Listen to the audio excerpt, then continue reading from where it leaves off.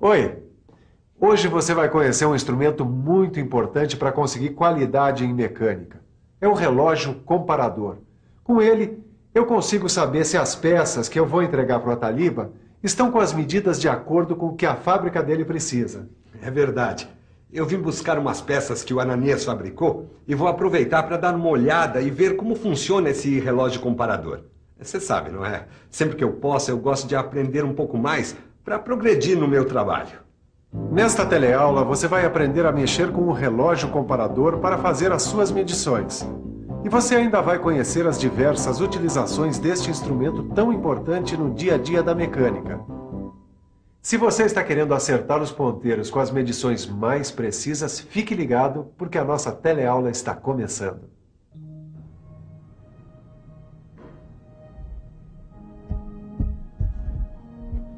Ó, Sofia, tá aqui o relógio comparador que você me pediu. Obrigada. Me diz uma coisa, por que tem esse nome, hein? Comparador. Isso é fácil de entender. Ele recebe esse nome porque ele mede a grandeza de peças por comparação. Ou seja, ele define a diferença da grandeza que existe entre a peça e um padrão de dimensão pré-determinado. Daí o termo medição indireta. Mas então qual é a dimensão da peça medida? Olha só, a dimensão da peça é igual à dimensão do padrão. Mais ou menos a diferença indicada pelo relógio comparador. Padrão? Mas que padrão é esse, Sofia? É que na medida por comparação, a peça protótipo com dimensões definidas é tomada como padrão e utilizada como referência. Nossa, esse relógio tem tanta coisa que deve ser bem difícil usar, hein? Que nada. Repare que o relógio comparador tem uma escala e um ponteiro ligados por mecanismos diversos a uma ponta de contato. Silva, essa ponta aqui, ó, entra em contato com o quê? Com a peça que vai ser medida, ora. Sabe, Tito, este comparador centesimal é instrumento comum de medição por comparação. Veja, a gente zera aqui. Certo. Aqui, perceba que as diferenças percebidas pela ponta de contato são ampliadas mecanicamente e fazem o ponteiro girar diante da escala, viu? Já entendi. A ponta de contato sofre uma pressão que mexe o ponteiro. Exatamente. Se o ponteiro girar no sentido horário, a diferença é positiva. Isso significa que a peça tem uma dimensão maior do que a estabelecida. Agora, se o ponteiro girar em sentido anti-horário, então a diferença é negativa. Aí quer dizer que a peça tem uma dimensão menor do que a que deveria ter. Ah, Silva. Bom, dá uma olhada nesse aqui, ó. Eu acho que ele tá meio diferente, ó. Não está diferente não, Tito. Esse daqui é um relógio vertical. Nesse relógio a escala está perpendicular à ponta. E pra que serve esse ponteiro menor aqui, Silva? É para o caso de ter um curso com mais de uma volta. Ele é chamado de contador de voltas do ponteiro principal. Ah, então é assim que você checa para ver se a peça está dentro da sua tolerância, né? É. Tá vendo como é prático? Olha, esse relógio aqui tem esses limitadores de tolerância que eu ajustei com os valores mínimo e máximo permitidos para essa peça. Muito prático. Quer dizer, então, que se o ponteiro ultrapassar um dos limitadores, aí você já sabe que a peça está fora da sua tolerância permitida. E assim eu posso checar diversas peças muito mais rapidamente. Além dos limitadores de tolerância, existem outros acessórios especiais que se adaptam aos relógios comparadores. Com eles, é possível fazer controle em série de peças, medições especiais de superfícies verticais, de profundidade, de espessuras, entre outras coisas. O medidor de espessura, por exemplo, é um dispositivo destinado à medição da espessura de chapas. Esse aqui é o medidor de profundidade. Bom, o nome já diz tudo. E este é o medidor interno com relógio comparador ou súbito. Com este dispositivo, os relógios comparadores também servem para furos.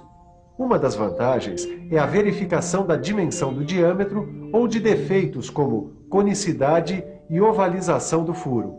E tudo com muita rapidez. E com muita rapidez, Caio, também é feita a medição por esse relógio. Ô, louco, hein, Sofia? Esse aí é super sofisticado. É mesmo, esse é um relógio comparador eletrônico.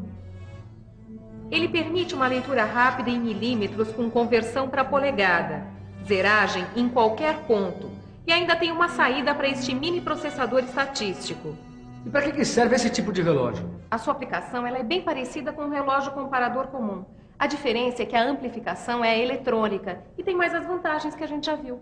Amplificação? O que é isso, Sofia? Boa pergunta, Caio. Mas só que para você entender melhor isso, você precisa conhecer os mecanismos de amplificação. Ô Silva, quais são os mecanismos de amplificação? Eu sei que existem 3 sistemas. Um deles é chamado de amplificação por engrenagem. E na amplificação por engrenagem, as diferenças percebidas pela ponta de contato são ampliadas mecanicamente. Tudo bem, mas eu continuo sem saber como é que funciona a coisa aí dentro do relógio. Muito bem. Aí, nesse caso, primeiro a ponta de contato move o fuso, que tem esta cremalheira aqui, que movimenta um trem de engrenagens, e esse trem gira o ponteiro indicador. Mas Silva, qual é a relação entre o movimento da ponta de contato e o do ponteiro? Nos comparadores comuns, cada volta completa do ponteiro corresponde a um deslocamento de 1 milímetro da ponta de contato. Como o mostrador contém 100 divisões, cada divisão corresponde a 1/100º de milímetro. Ananias, qual é o segundo mecanismo de amplificação dos relógios comparadores? É a amplificação por alavanca. Por alavanca? O princípio da alavanca aplica-se aos indicadores com alavancas. Ah, e você tem um aí para eu conhecer? Não, esse é um instrumento um pouco caro. Apesar de simples, ele é bastante preciso. Sim, bom. Então fica faltando conhecer o terceiro mecanismo de amplificação dos relógios comparadores. Você tem razão. É o de amplificação mista. Ele resulta de uma combinação de alavanca com engrenagem. O bom desse mecanismo é que ele consegue levar a sensibilidade a 1 milésimo de milímetro, e isso sem reduzir a capacidade de medição. Aí, Sofia, será que eu já posso colocar a mão na massa medindo essa peça aqui? Calma, Caio. Eu sei que você está louco para usar o relógio comparador, mas antes é preciso tomar alguns cuidados. Antes de medir a peça, é preciso que você saiba se o relógio está em condições de uso. Tá, e como é que faz isso? É o seguinte, dá uma olhada como se verificam os possíveis erros. Usando um relógio comparador fixado no suporte, nós tomamos as diversas medidas nos blocos padrão. Agora, a gente checa se a medida indicada no relógio corresponde à do bloco. Também existem calibradores específicos para os relógios comparadores.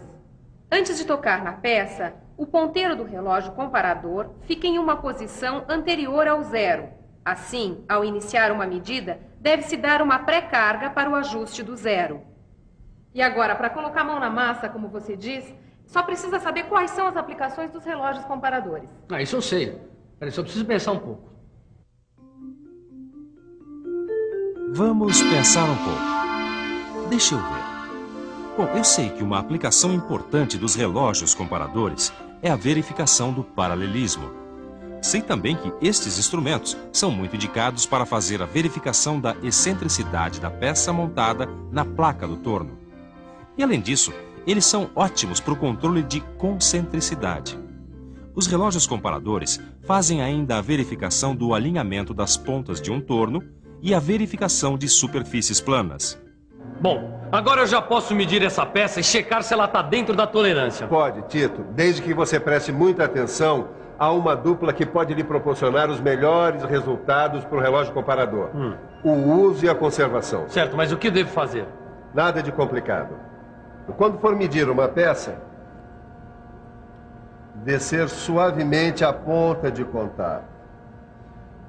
E só tirar a peça quando tiver levantado um pouco a ponta. O relógio deve estar sempre perpendicular à peça, para evitar os erros de medida. Eu sei que também é muito importante evitar choques, arranhões e sujeiras. E também que o relógio deve ser sempre guardado no seu estojo e só sair na hora da medição. Exatamente. Ananias, esse relógio que você está usando, ele é um pouco diferente dos outros, não é? É mesmo. Esse aqui é o relógio ponta de contato de alavanca. Ele é um dos relógios mais versáteis que a gente usa em mecânica, conhecido também como relógio apalpador. Repare que o seu corpo monobloco, ele possui 3 guias que facilitam a sua fixação em diversas posições. Existem 2 tipos de relógios apalpadores. Um deles, que é esse aqui, ó, ele possui reversão automática do movimento da ponta de medição. O outro, que é este daqui, ó, ele tem uma alavanca inversora que seleciona a direção do movimento de medição, ascendente ou descendente. As divisões do mostrador giratório variam de 1/100º a 2 milésimos de milímetro e de 10º de milésimo de polegada. É? Quanta precisão, hein? Ih, eu preciso levar aquela encomenda para a fábrica, senão o pessoal lá para e você já viu, não é? Deixa que eu te ajudo. Tá. Muito bem, Caio. Até que para sua primeira medição com relógio ponta de contato, você foi muito bem. É, Sofia, mas ainda tenho muito que aprender. Mas por enquanto, basta saber o seguinte. O relógio ponta de contato universal tem uma grande variedade de aplicações, tanto na produção como na inspeção final. Ele é muito versátil. Ele é usado na determinação de excentricidade, alinhamento e centragem de peças, paralelismo entre as faces, nas medições internas e em detalhes de difícil acesso. Olhe uns exemplos de aplicação.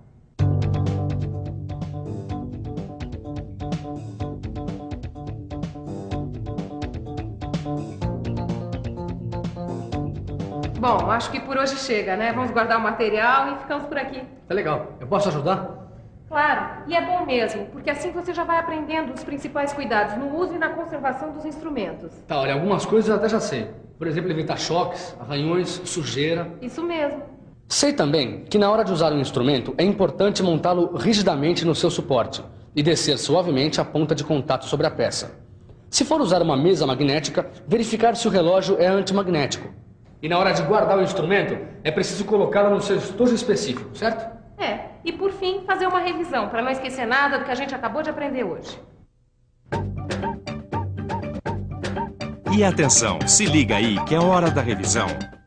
Na teleaula de hoje, você conheceu os diversos tipos de relógio comparador. Conheceu suas diferentes aplicações. E ainda viu como funcionam os seus mecanismos de amplificação da medição. Agora é com você. Pratique os exercícios que estão no seu livro de estudos. Assim você nunca fica atrasado na matéria. Tchau. Tchau.